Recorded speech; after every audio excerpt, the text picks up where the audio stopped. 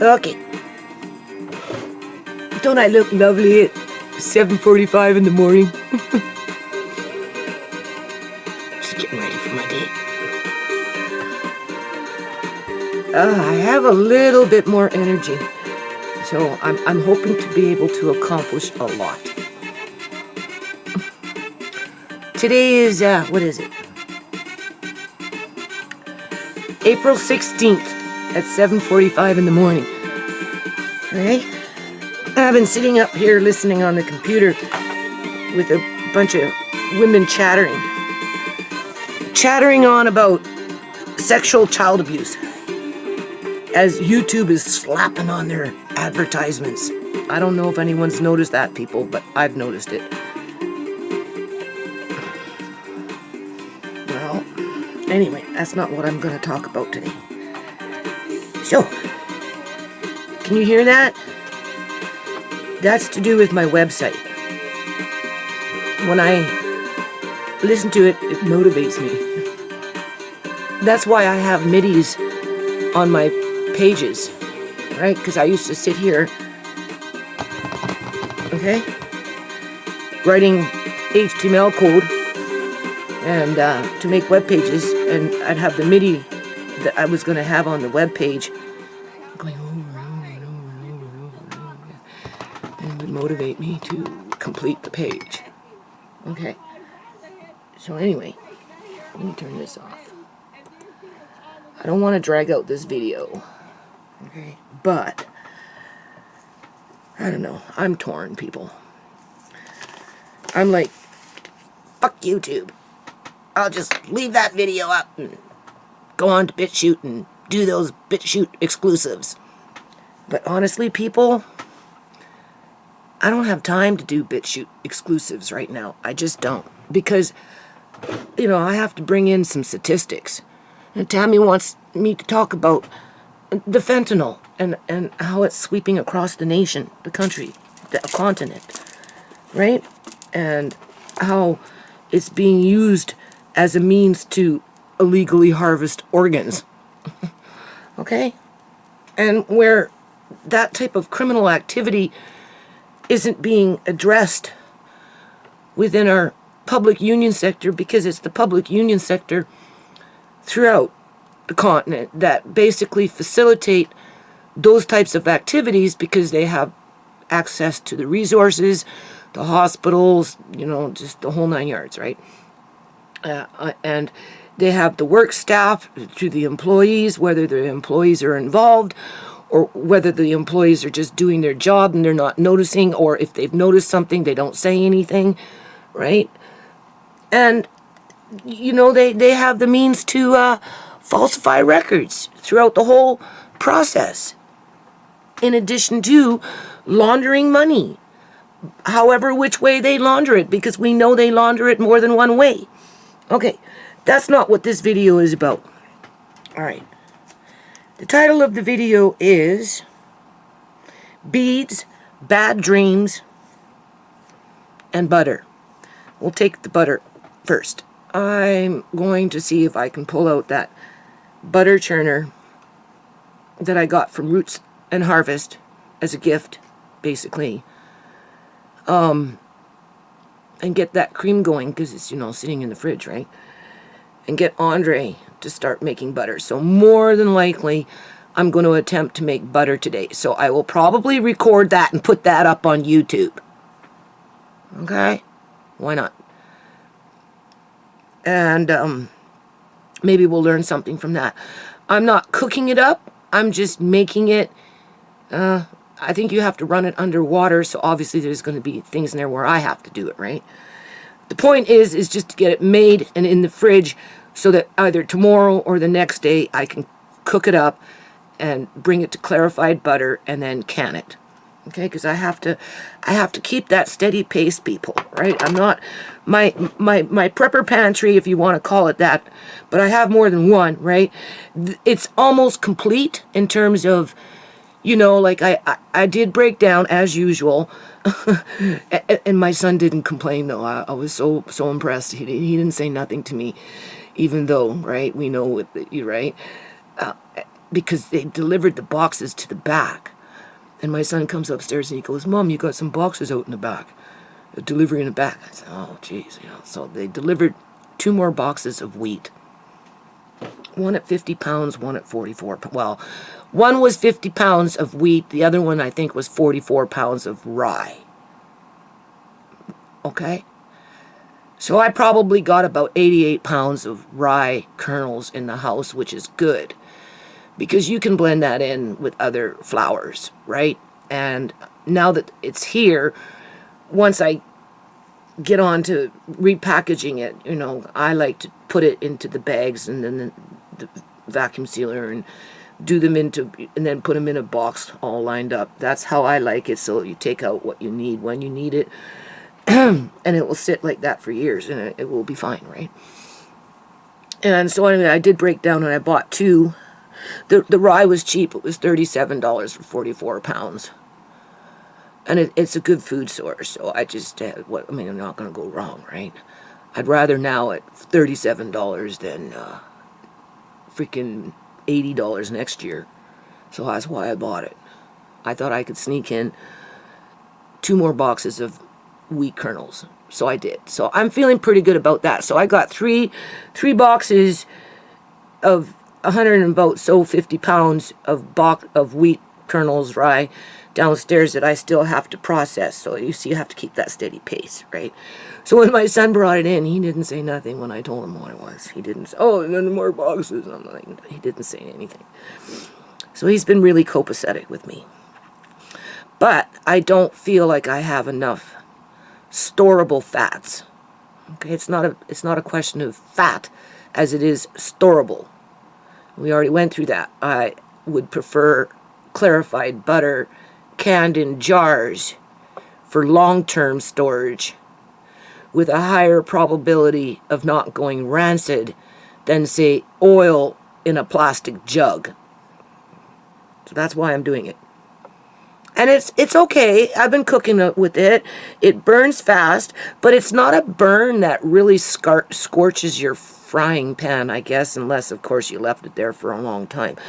But once it gets to that burning stage, it goes fast. So even when you're cooking it, there's just so much you can do. But it's good. Let's just say it's fine. I would prefer. I don't like the half pint jars.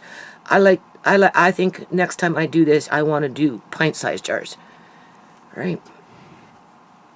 Because you tend to use it, right? So it would go fairly fast if you used it regularly, right? So I got to do that, and I don't want the whipping cream to go bad. So Andre's going to be doing this for the next couple of days because I got like 3 or 4 or 5 cartons of whipping cream that need to be made into butter. And then once it's into butter, then I'm going to cook up whatever that is, clarify it for its own original taste. And then I do have yet still, I think 8 or 9 pounds of unsalted butter in packages that I'm just going to do it again, but this time try and catch it before it gets to that burning point where it turns the clarified butter into that nutty flavor, okay? So there's that steady pace. So we know I got to do that, okay? So we'll see how it goes, right? Because my energy level, I don't know. Plus, I have to get out into the yard, so if it's warm, I might go outside for a couple of hours. So if I do that, I don't know if I'll be doing butter. We'll see. Now, in terms of beads, well, we know I strung up a bead loom, right? And I'm going to string up even a larger one at some point in the future. I ordered 2 sets of beads. I have lots of beads. I just can't get to them because of my sewing room half bogged down with paperwork, okay? So we know I got to work on that paperwork so I can open up my sewing room because I really just want to roll out some fabric and show you guys some really beautiful fabric and talk about what we can do with it, okay? I think that would be exciting. I need something exciting in my life. So I have to work towards building that, where I right?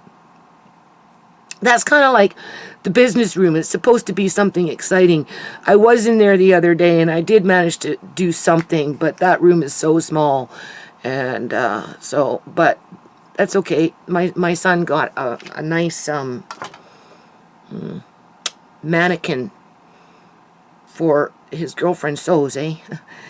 So, and he every now and then sews too, right? But anyway, she's already made him a few things. So it's a mannequin, a male mannequin, from the shoulders down to the mid thigh. This is thigh, yeah. Down to mid thigh. So it's a body form and it's solid, right? And it's on a stand.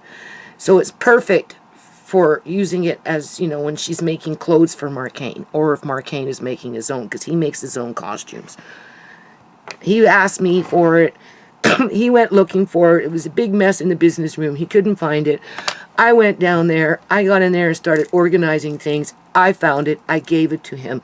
So that's what I mean. That he was go, gee, thanks, Mom. When I said, oh, did you notice? I found it for you, right? Right? So, you know, he got excited, right? So that's good. So I kind of want to stay with that format in light of these bad dreams, okay? Serious. But before we talk about the bad dreams, so through my travels for mental therapy and just to bring me back to the good old days, because I used to do a fair amount of beating when I worked on my costumes, you know, or whatever, right?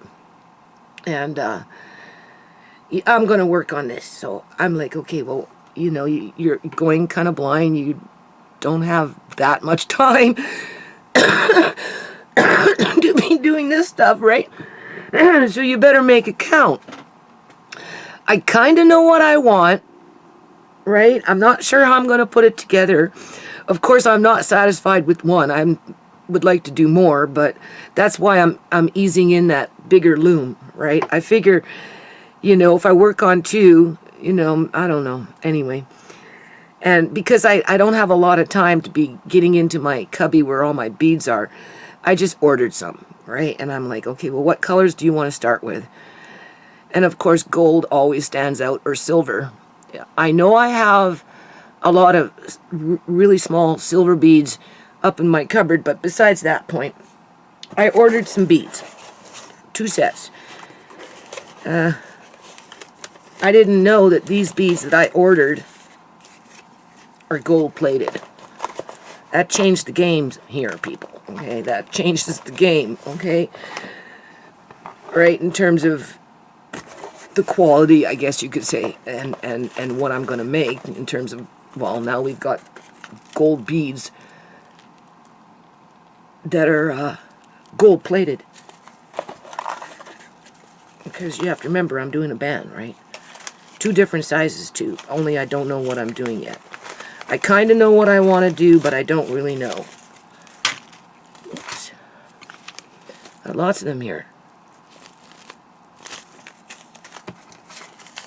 These are all gold-plated beads.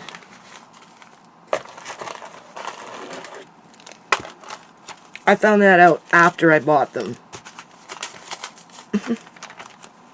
And I'm like, oh, okay. Well, that's interesting. That should be enough to get me started. I don't know how many's there. I can't remember. Maybe 7,000. Something like that. Okay.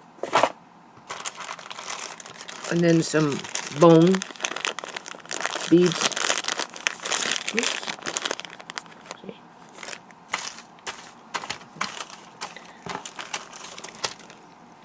Two rows. And just, you know, got some little oval beads here.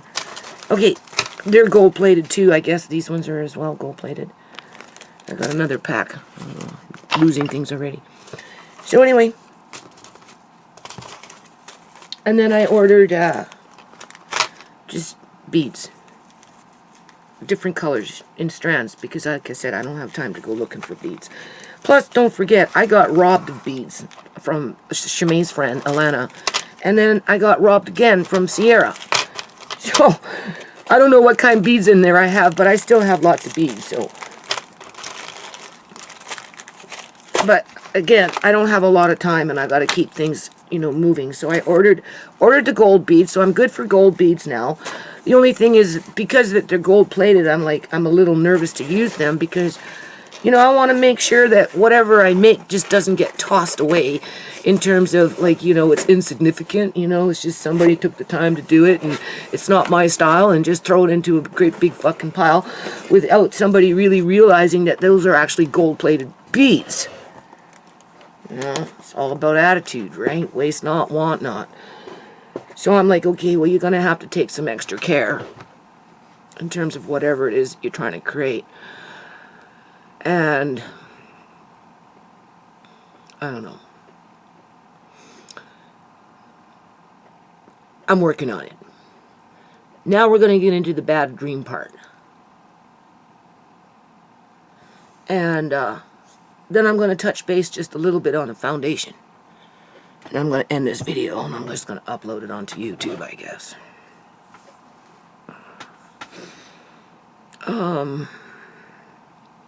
My son came to me yesterday, and he was telling me he had a bad dream. I said, oh. And it was about me. I said, oh.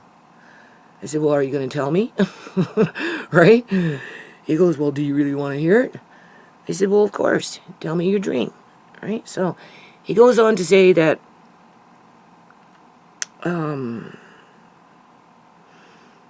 he's in a room.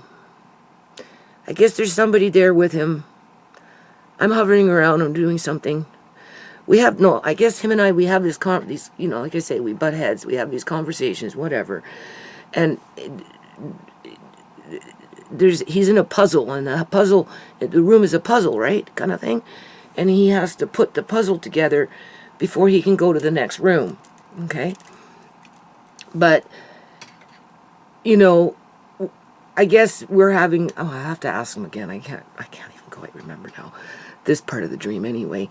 You know, just whatever, right? And then he's with somebody else, and somehow he gets into another room, and he can't leave that room until that puzzle's done, right? And it's just kind of perpetual circle. He goes all the way around, right? Comes back to the first room, and he's standing there. I'm standing there. I don't know about this other person. I think there was another person that he was having conversations with or something, and or it was me, I don't know. So anyway, now he's gone through the whole circle, right? He's like room from room to room, from puzzle to puzzle to puzzle kind of thing, right? And then he's back to the original first room. And then I guess I'm standing there, and he's standing there, and then all of a sudden I drop down to the ground, right? And like his mouth dropped, right? He said he got frozen. He didn't know what to do. He just looked at me for a long time because he couldn't believe that I just dropped, right? And he was in shock, right? And so about a minute and a half goes by, and I'm like, a minute and a half? Well, you know, you don't got much time left to rescue me, right? You know, after a minute and a half, you know, it only takes 3 minutes, 6 minutes for the brain to die. Like, come on, right? So, you know, and he's already a minute and a half, and he's still just looking at me, right? And then he said he went to go do CPR, and he actually revived me. He actually saved my life. And I said to him, I said, well, there you go. There you go, right? If you want to look at the dream for what it is, if something like that should happen, you're already mentally prepared, where you will not just stand there and look. You will react immediately and thank God you were there when it happened, right? That's what I told him. And he goes, oh, it's just a dream. And I'm like, yeah, well, don't underestimate dreams. I reminded him the dream that I had with him and his dad, right? I had sex with his dad, went to sleep. I dreamt that I was moving out of a place, and I had a fish tank that had guppies in it. And anyone knows, whenever you dream about fish living, right? You know, fish is fertility, right? Fish represent birth and life, and right. And I woke up and I said, "Oh my God, I think I'm pregnant." To Mark Haynes' dad. Mark Haynes' dad looked at me. He said, "Oh, you gotta be nuts. You're not pregnant," because we had just had sex a few hours. Okay. And I'm like, "No, I think I'm pregnant because I just had a dream that, you know, there was fish involved and the guppies, they survived." But you see, you know what the message of the dream was? I'll tell you the dream. I was dreaming, right? And I had to move. So all my stuff was kind of being moved outside. And there was a fish tank with guppies in it, as plain as freaking day. There was no denying it, right?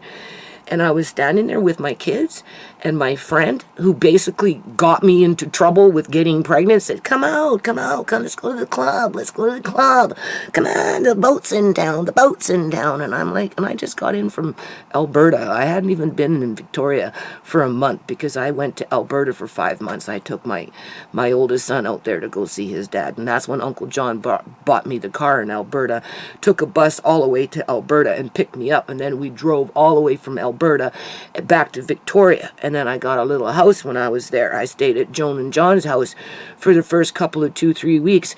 Well, for the first 2 weeks or something like that, where I found the house, and then I moved into the house.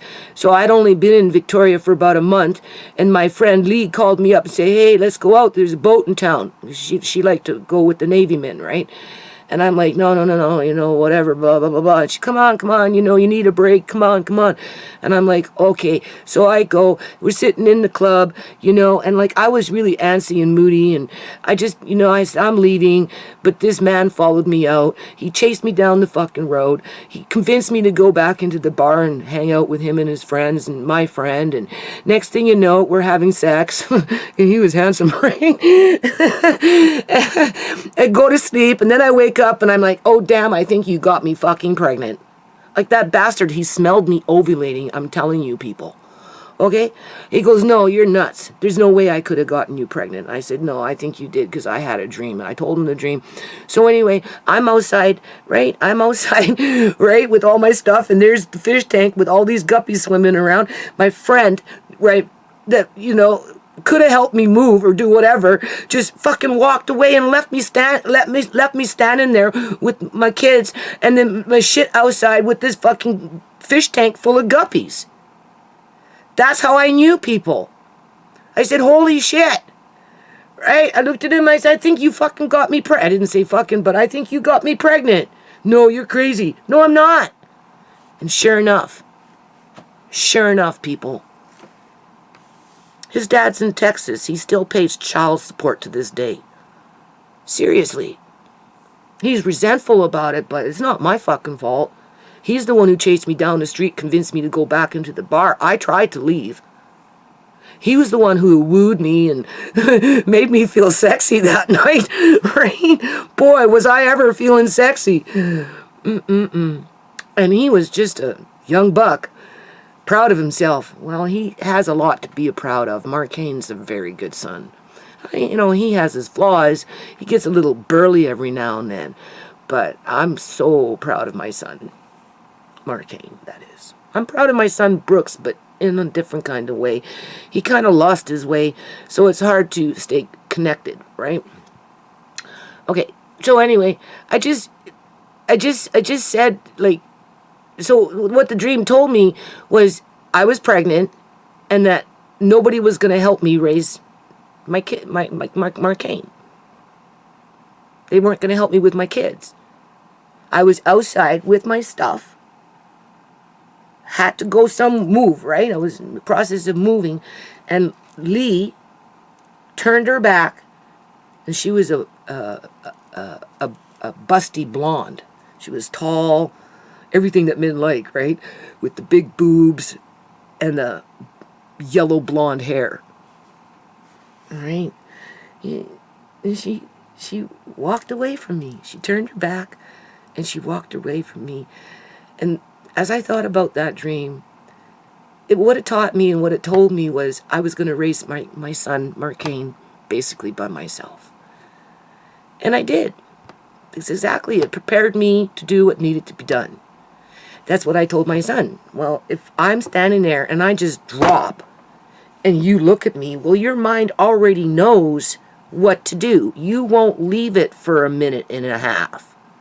You will react immediately, which gives me a better chance of him saving my life, right? Being that he said he did it anyway, but why leave it for a minute and a half when you can do it immediately because your mind is already prepared for it? And then I reminded him my dream was Shimei, seeing her dead from the neck up. So when it actually happened, not once but twice, she was dead on the couch, people, and then she was right on the 9th day when they turned off their little embalming machine to change the color of her fucking dead skin. Because they have little electrode pads and shit underneath the skin. I seen that same color then too. So I not only seen it once, but I seen it twice in reality, once in my dream. The point is when it happened, I didn't have a complete nervous breakdown because I was already prepared for it. Okay? I told my son that too. I'm like, okay, well, whatever. Now you know what to do. If it should ever happen, you know.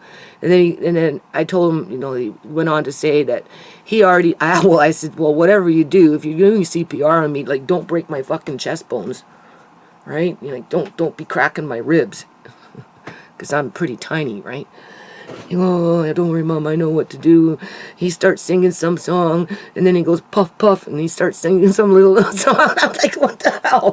He goes, through my work, I can do CPR, and we're going to be doing another update, blah, blah, blah. And I'm like, okay, so you got my back, great, I love you, son. I said, don't worry about the dream. All right.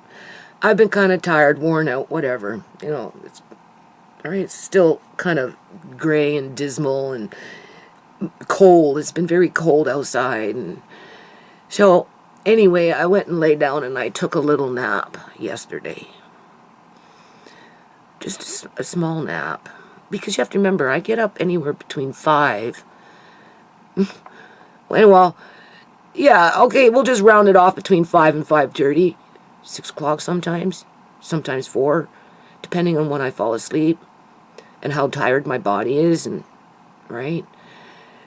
But if I get up at like 6 in the morning, by 4 o'clock in the afternoon, I'm getting kind of tired. And I like to take a little rest, right? So anyway, at some point, I took a little rest.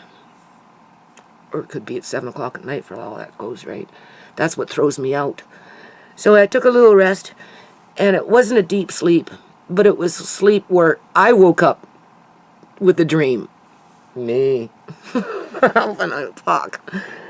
And I've had a lot of bad dreams in this house, people. I've never had so many bad dreams as I have in this house because of the, I guess you could say, energy weapons that go through it that are documented on camera, okay?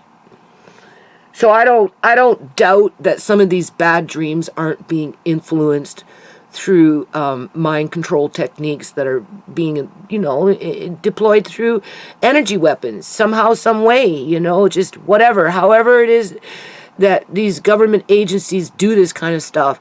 So, you know, whether it was by coincidence or whether it was by design, I don't know. Anyway, I wake up with a dream, and it tends to be kind of bad because as I was waking up, I was on the verge. I wasn't crying like I was with Shimei when I woke up, because I've woken up crying in this house a few times already, people. Like, seriously, you know, I don't know. And in my whole life, I used to have dreams of levitating, literally. And if anyone has ever had a dream of levitating, oh my God, it is such a beautiful feeling. Same thing with flying over mountains and through, you know, like, oh God, that is such a nice feeling. So it's a complete different feeling from those dreams to having bad dreams where you actually wake up crying, okay? I've had quite a few dreams waking up in this house crying. I haven't talked about them all, but besides that point, so I was on the verge. I was just gonna start crying. right? If in terms of actual crying, like that kind that where you can't control it, that kind of crying, right? And those only come far and few in between. Well, at least for me anyway. So I caught myself, I woke up, and the first thing I did is I reminded myself it was nothing more than a dream. Because, you know, I don't want to spook myself like, oh God, here we go again. You know, seriously, right? So what it was, keep it short, what it was, again, I was in the process of starting to move. I don't know if I had moved or if I was going to move. All I know is that there was something to do with moving, because I'm always being pushed out of this house, people, right? Because we know, you know, people want to make more money off of it, whether through rent or, well, it would be the only reason out, because they can sell the house out from underneath my feet any fucking day, right? But to kick me out, they get $2,000 more in rent immediately, the next day. And they're going to have a lineup of people going to want to fucking rent it at $4,000 a month. That's a big burden on my shoulders. And then knowing that I have to go sooner or later, and I really don't know where I'm going. And it's true. So I guess in terms of where I was, it kind of makes sense, because it was a dark, corridor with, I guess, apartments or something on each side. So it was much wider than a normal hall. In terms of, if you go into an apartment building, you got suites on this side and suites on this side, and then you have a hall.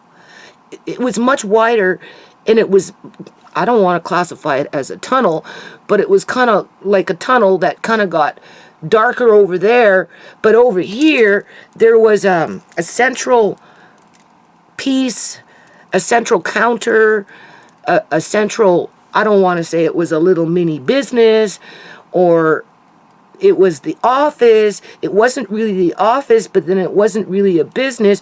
What it was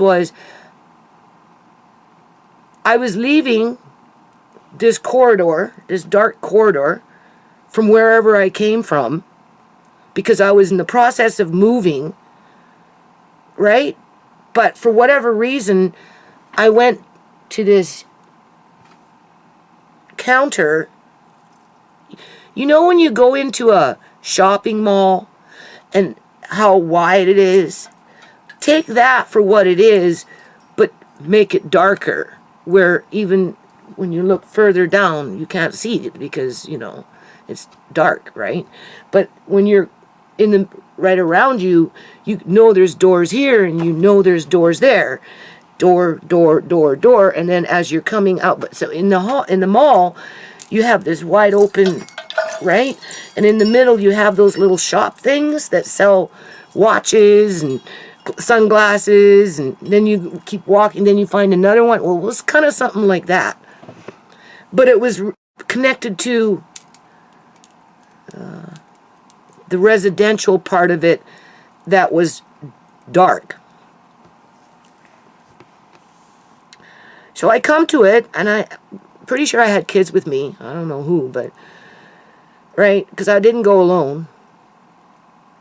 And I was coming out of my place, because whether I had just moved or I was going to move, but anyway, I was walking towards that centerpiece where there was lights and trinkets. I mean, I have been talking a lot about jewelry lately, so it would be normal for my brain to take that and process it, right? And it was like, you know, this kind of stuff. This kind of stuff. That's what it was like. There was a lot of this. You know, hanging. I don't know. I went to go touch or something. I don't know. And it brought a swell of emotion out of me, because of the disruption in terms of it wasn't any place I wanted to be, people. Obviously not.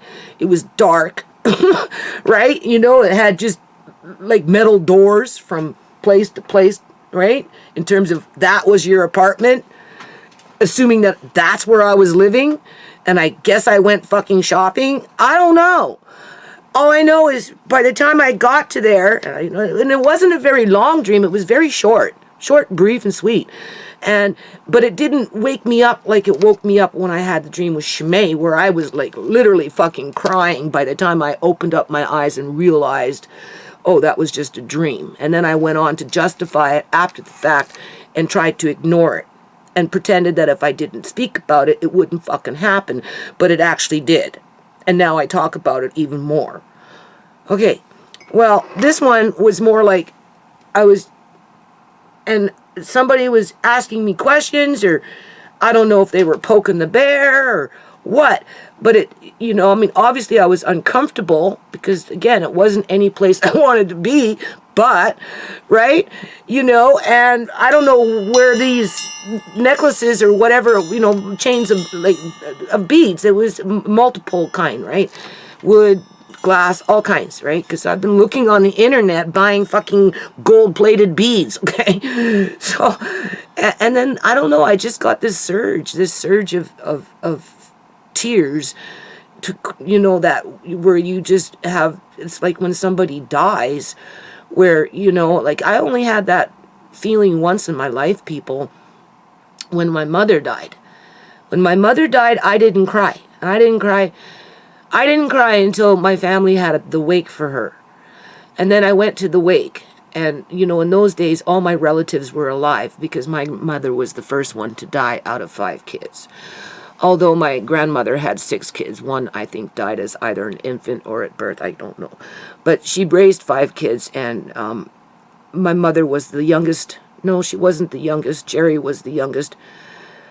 I think my mother was the second youngest. Anyway, she was 45 years old when she died. But you see, I wasn't surprised when she died. I was already mentally and emotionally prepared for it because my mother was an alcoholic, and there was times in her life where she was suicidal.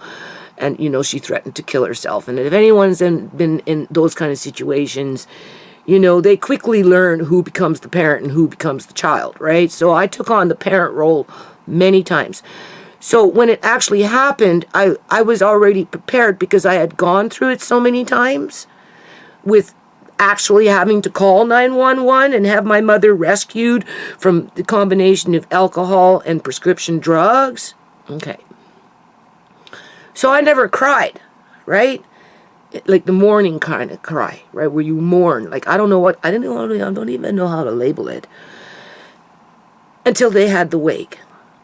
Which was, I don't know, a week or 2 later. I don't know.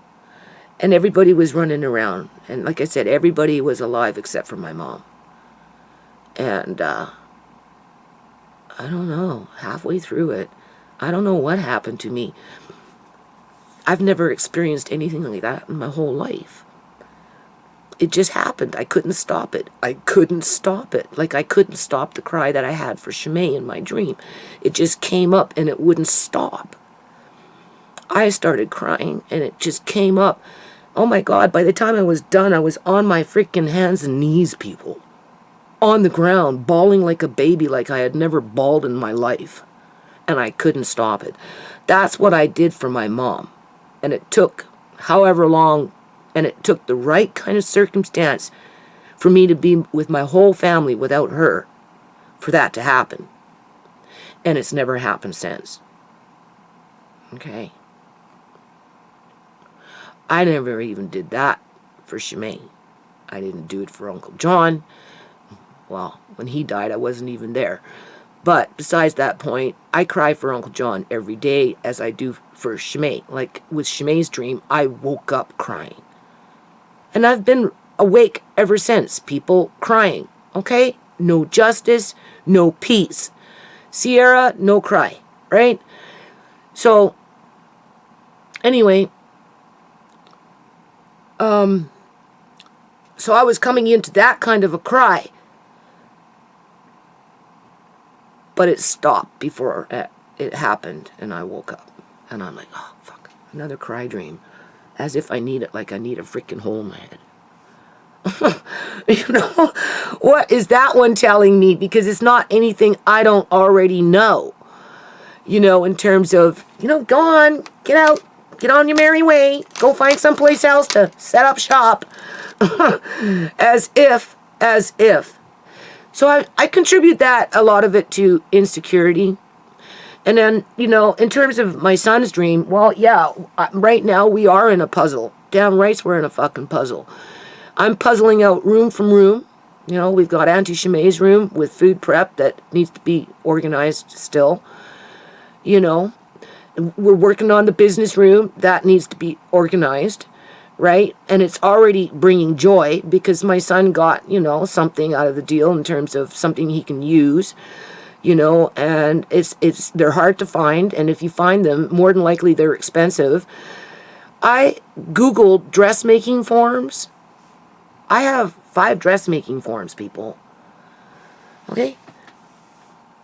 I Googled, because I need one leg on I just need one of these things to make the stand, right? I might have to make it by wood or something, but besides that point. I Googled just dressmaking forms in general. Do you know they sell between $189 and $289, depending on the style? $289 for what I have, just kicking around my house? I'm like, damn, right?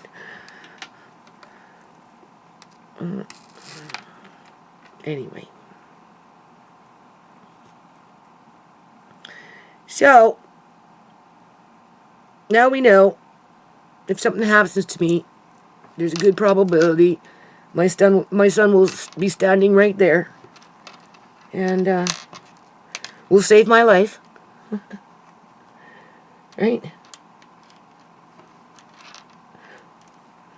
Because if it's going to happen, it's going to happen, and you're not going to be able to change it. Right?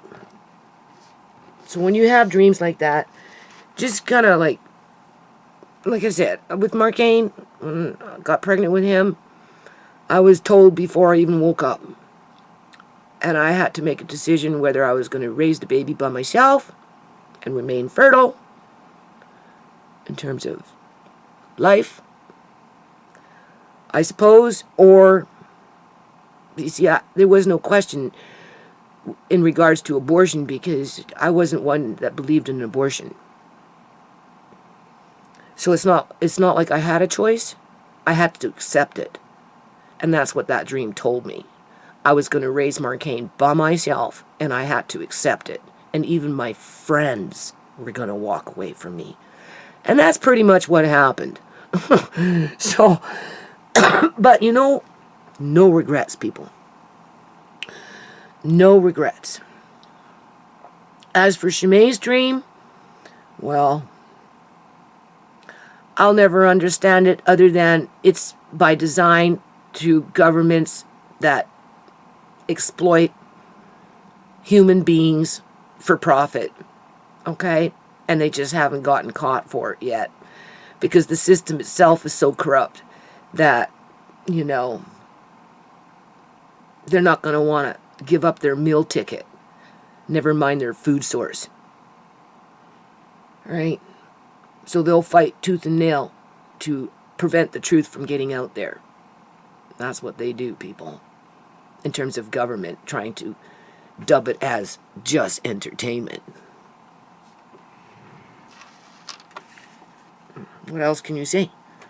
And therefore, it brings me to a state of crying. I woke up crying. I never stopped crying. I just woke up to the crying. Where in this situation, I was coming into the cry, but I stopped. And then, you know, as I'm coming, you know, to, oh God, here we go again. Do I tell people what I had a dream and document and just follow through and see how life unfolds itself? Or should I stay quiet and hope that it never happens like I did with Shamay? Right? You can't be afraid of your dreams, because every now and then you come into those ones where you walk off the building, right? The levitating one. Oh God, to this day, I still remember, people. I was on a high, and you know what? That dream kind of inspired me with the foundation. I think that one is one of the key dreams that gave me the strength and the fortitude to hold on to the foundation in the manner that I've done it, and just by the way I formed it with the trademarks and blah blah blah, because you know it's been so. Anyway, 21 years later, I'm dealing with HSBC Bank, and I'll explain it to you at the very end of this video. I gotta get off, but I'm going to tell you this dream with the levitating, and I was young. I don't remember. I was in my 20s anyway, and early 20s, and I was on a skyscraper, like a tower. You know those skyscrapers, the high, really, really, really, really, really high building at the top on the roof. And I walked off it. And then I just levitated there. I didn't fall. And everybody that was down on the ground, rich or poor, it didn't matter. It didn't matter, people. Looked up at me. I mean, this is a 20-year-old or so having this kind of a dream. Like, I don't know where it came from, why, I don't know. And they looked up at me, and they couldn't believe that I was levitating. And right? It was professional people and non-professional people. Like, rich and poor, right? Some in scrubbies, others in suits, right? There was, right? And I wasn't gloating. I didn't feel as if I was superior. It was just, I could do it. That's all. That's all it was. And it felt good. You see, that's the thing. It felt really good to be suspended in space like that. Right? And it was witnessed. It was witnessed. That's what those people were at the bottom looking up. They were the witnesses to that experience. And then, for whatever reason, I don't know, I ended up waking up. And it's never left me, people. It's never left me. Just like flying. Oh, God, I'd fly more than once. I'd be just opening up my arms like an eagle and just flying with the wind. The wind would catch me. And it was the wind that propelled me to go like a bird would, right? But just, right? Oh, that's a great feeling. I miss those dreams. Trust me. Right? So anyway, okay, so now we're going to just end it on this. We're going to talk just a little bit about the foundation, because in light of everything that I've just said, I do want to try and continue to stay positive as best as I can while I'm on this planet, okay? In light of the dreams that are out and about these days, okay? And so a little bit of good news is I managed to do a little bit of paperwork with HSBC Bank, and I submitted it. And what I've done, just to keep you in the loop, okay? Just to keep you in the loop, now that I know how to do PDF files, you know, over the next, who knows, we'll give it 6 months. You know, it takes me a while to dig into things. You can see that. We know where my floppy disks are. So it's just a matter of pulling out the case. Taking some time. Opening up files. Turning them into PDF files. And then, you know, make a flash drive for things that need to go up on the website and try and link them in that way. Or I'm thinking take the Peeps Fashion page that I have and assign it to the foundation, give it its own Gmail, and then upload those PDFs to, I guess, Google Drive, right? So there's that paper trail. That's what I'm trying to say. Okay? Because, you know, after 21 years, what happened was, you know, the accounts go dormant, right? Because I don't do anything with them. As I in the good old days, in the beginning, I had secretary treasurers, da-da-da-da, okay, whatever. It always ended up back in my shoulders where I had to do the work. I did it for years and years and years in terms of bookkeeping and all that crap, right? Obviously, with my OCD, I made it harder on myself by having not only, I think, 2 sets of ledgers in terms of actual printing type, like writing, one for sure. It's been so long since I looked at them. And then I take that and I ended up creating my own ledgers on that computer in my bedroom. Now that I know how to do the PDF, it won't be very hard to take those files and turn them into PDF and upload them somewhere where you can access them and see them for yourself. Through that process, though, I started going blind. Now it's even going to be harder to do it, although some of this stuff is just copy and paste, and so at least I can work on it. So that's what we're going to do. So in the meantime, HSBC Bank had informed me that a decision needed to be made as to what to do with those dormant accounts. At present, there was 12 of them. At one point, we did have 21 trust accounts attached to HSBC, because HSBC Bank has been with me for 21 years, people, well, pushing on 22, since 2000, I think, okay? And I'll tell you, for whatever gossip that was going on about them, with what other shit that was going on in terms of they're not a very good bank, let me tell you something, they are like 100% bona fide dedicated, okay? They have been supporting the foundation from get-go, all right? So, long story short, I kept 2 accounts open. I closed the other 10. At the discretion of HSBC Bank and their staff, they can take any fees that are applicable to whatever charges that may apply because accounts went dormant or blah, blah, blah. And then the remaining money, which isn't a lot of money, you'll see that as I get into uploading these files, right, will be our opening balance for a new start, okay? Because that's basically what I'm bringing the foundation down to. We have the blueprint now in terms of if we were to ever go national and international.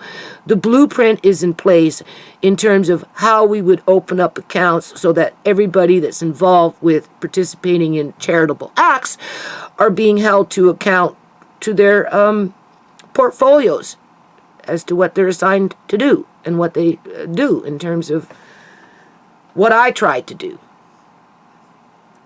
Right? It's there. It's not that hard to plug in new numbers. But without a workforce, you can't do nothing. And you see, that's the beauty of what the government does. They know that. They're the ones with the workforce. So therefore, because they have not only the workforce, the facilities, and the money to do it, they can participate in illegal organ harvesting and get away with it. And if they don't want you to succeed, in like someone in my case, right, because it breaks up their freaking agenda, then they're going to do anything necessary to shut it down. And that's pretty much what's happened to me over a period of 21 years. But I'm not a quitter. No. Not yet. Obviously, anything that would generate from the foundation wouldn't help me because I'm supposed to be at arm's length to the charitable acts. The foundation doesn't generate charity for my behalf. It generates charity for the community. So I've always gotten the short end of the stick because I'm the one that's basically financially paid to promote the foundation. So being that I've invested all this time, energy, and money into it, I think it would be wasteful just to toss it off to the side because I can't see anymore. And I believe in the blueprint. Otherwise, I would have never created it. And I didn't create it by myself. HSBC Bank helped me to do it, and not only that, but so did Vancity. So after I deal with HSBC Bank and get them all figured out and feeling good about, moving forward, then I'm going to take that and I'm going to do it with Vancity, and then we're all going to get a fresh start, and then we're going to see what's going to happen from there. So in the meantime, if you don't know, and this is how I'm going to end it, okay? I'd like to think one day maybe I can update pages, but it's hard to say. When you get into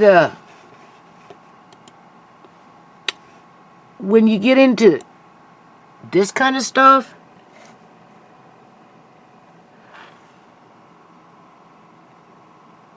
it's hard on the eyes. Really hard. This is what I made, people. This is what I did. So. If and when I can ever do that again remains to be seen. I need to, though, because this website needs to be updated. So you see, Vancity, okay, Vancity.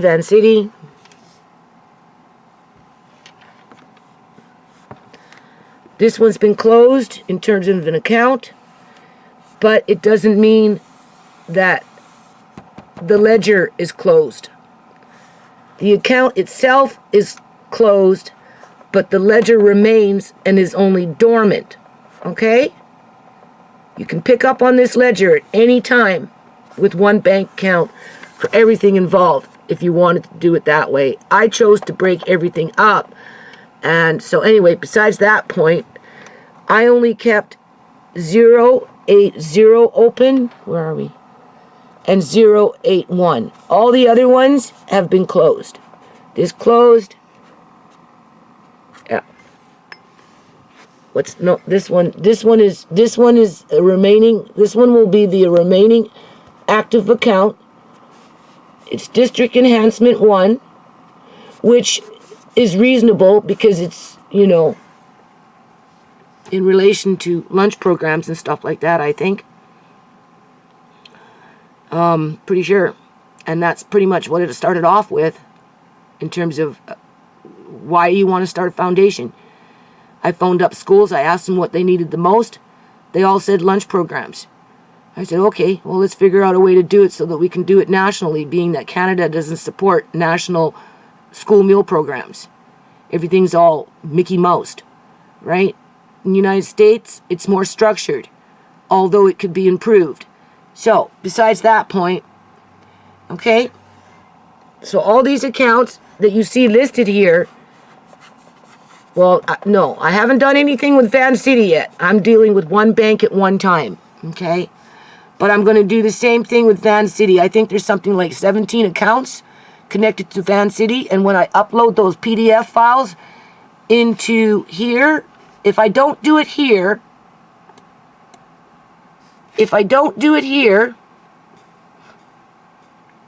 okay? Now, I'm probably going to get a copyright for this, but I'm going to let it run, okay? I like it. It motivates me, okay? So, you see, it's already in place to do it. Do you see? I just have to link in the PDF files, right? But I'm not sure if I should upload the PDF files. Well, I'm also going to do this. I'm thinking. Okay, this is my gift to you. What do we want? I don't know. That's not what we want. Let's see. Let's see what comes up. Since the bees are bangling. Pete's Fashion. Yeah.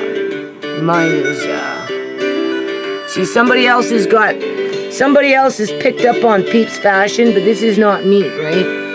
Okay? No. I noticed that when I set up a Facebook page. When I set up a Facebook page,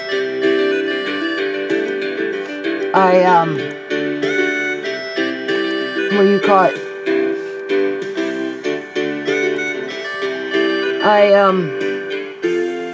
it got removed because they didn't want me to use Peeps Fashion.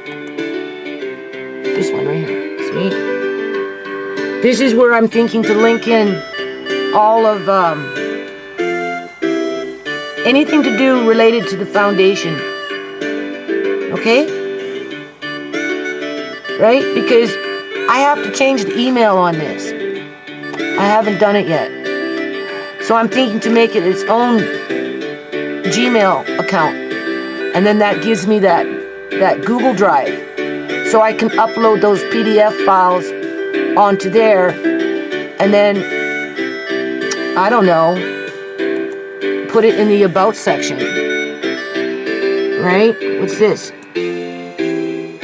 Oh yeah, see, it links into my webpage. Right? So, here's Uncle John. That's when we were at the gym, and I rented out the gym. Actually, it was, I had a business license there, people. I went as far as why are we not surprised, right? So that was another business license that I had at the gym. Do you see the certificates? Gurdev has the certificates. Gurdev, the board director, has those certificates. He asked me, he wanted them to go do something, talk to somebody. I keep asking him to give them back to me, and he hasn't yet, people. So anyway, we were at Jerome's gym, and I rented out, I don't know how it was. He donated too, right? The first half of his gym. And it was a study club. It was the X-Kids study club, right? It was one of our first, okay? And you notice I got all those books. The books are around me all the time, people. All the time. Do you see this? Okay? And musical instruments, just the whole 9 yards. Right? Anyway. I was there for quite a while. It was hard to motivate because there was a lot of homeless people in the area. Right? And it was just hard. And of course, you know, so where am I? I'm looking for what I'm looking for. What am I looking for? Oh, just, hold on.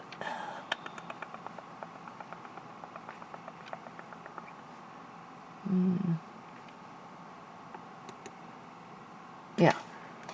So that's what I'm thinking to do. Right? It's just a matter of getting in there and setting up a new Gmail account. But I have to decide what I'm going to do with it. Right? There's not that many videos on it. And it would be just more for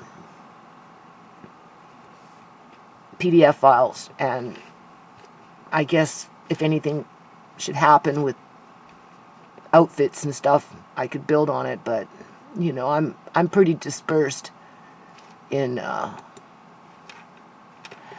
I'm pretty dispersed. Now, where was I? Okay, so here we are. So I have two ways of doing it. I can link the PDF file in, probably through a link through Google Drive, right? And save my server the bandwidth in terms of, you know, having that PDF file on the server, right? But then, you know, I don't know. It all requires work, right? That's the thing. But it's ready. Whether I use Google Drive as a link or whether I use my own server, you know, New Nations Unity that links in through, because what you do is you take the file, you upload it onto your server, and then you take your code and you link it in as if, right? And so it holds the server, right? Everything that basically is coming in right now is linked in. Like any videos that come in that you might see are linked in from YouTube, right? Okay, so the other thing is and like in terms of accounts being closed,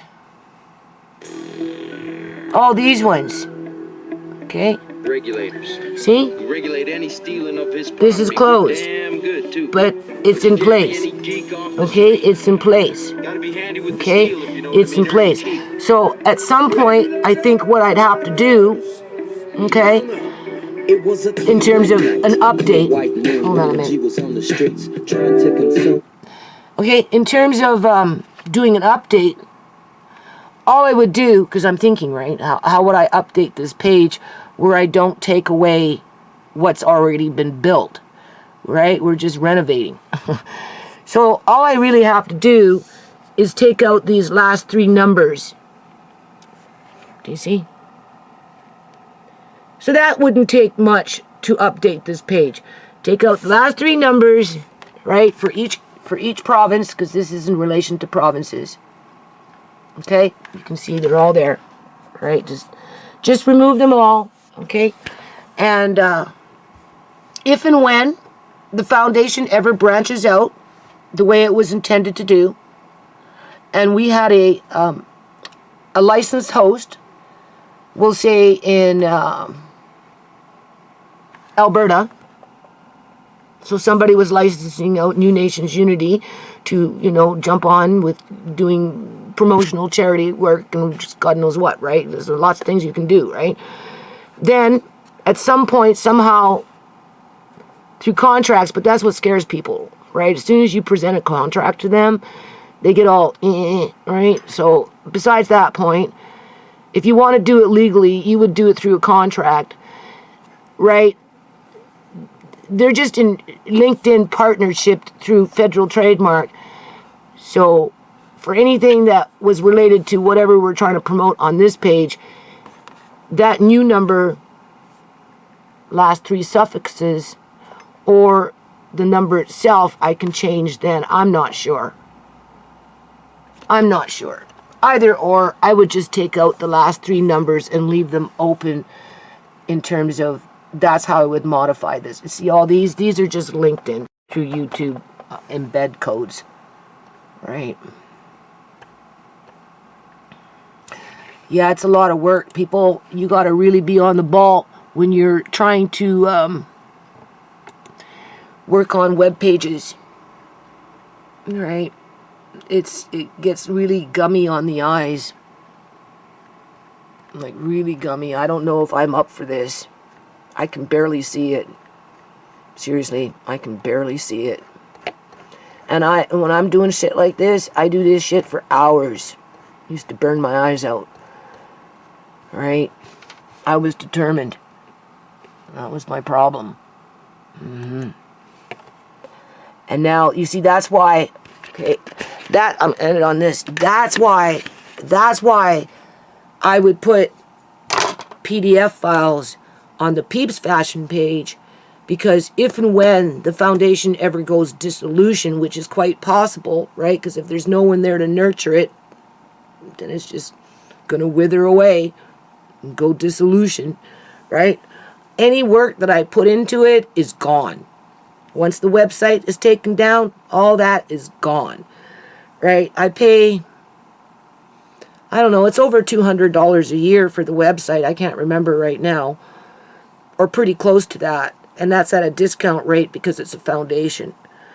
But what's going to happen when I die? Nobody's going to look after it. Nobody. So, even if I was to upload those PDF files onto the server and then link them in, or if I was to upload them onto the Peeps Fashion channel through Google Drive, I think they'd have a longer life on Google Drive than maybe this one, because at the rate things are going, I don't know how long I can keep doing this for. Right? Am I in denial? Should I just say fuck it and get the paper shredder and just shred everything up? Or should I take the time to find files that I can turn into PDF, upload, or I think you can take scan photos, take those images, take them to your computer that can make PDF, and make a PDF, and they go up that way versus having to upload page after page after page, right?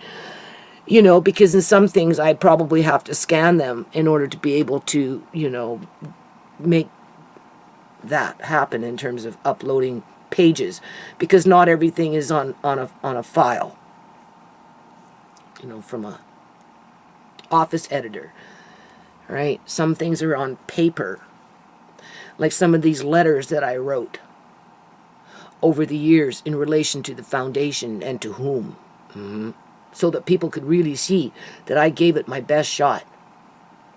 Yeah, that's my kind of, like, you know, people don't realize how hard I really tried. Outside of maybe HSBC Bank, because they've been a trooper right from the beginning, and they haven't turned their back on the foundation, and they faithfully have been sending me bank statements. I'm telling you, whether it was 21 counts or whether it was 12 counts, they've been sending me faithfully bank statements for 21 years. Yeah. And didn't charge me anything in terms of the foundation. Didn't charge me anything. If any fees came in, it only because over, you know, periods of years, it would go dormant because Uncle John got medically kidnapped. Well, why wouldn't it go dormant? Uncle John got medically kidnapped. What were you expecting? Well, the thing is, Uncle John's signature is still required with that account. In terms of, if I wanted to go in there and take some money, I'd be like, John, you need to sign it. Because he's a founding director to that bank, people. But I'm working on removing him, because I'm going to see if I can get these 2 accounts established. It's a fresh start. And then I'm going to see if I can, I don't know who's going to help me with this. It's not like I haven't asked before, but I'll see if I can get Tisha's a little more motivated with her cell phone and doing things online that, you know, we'll sell some hats and some t-shirts. And then if they start selling, then we'll talk about what we're going to do with the profit. I don't need the money. I'd rather see this work out before I make, I don't know what people make when they sell hats, but at least it's a talking point.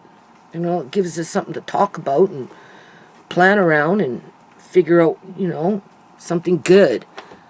Something good. So anyway, that's the end of this video.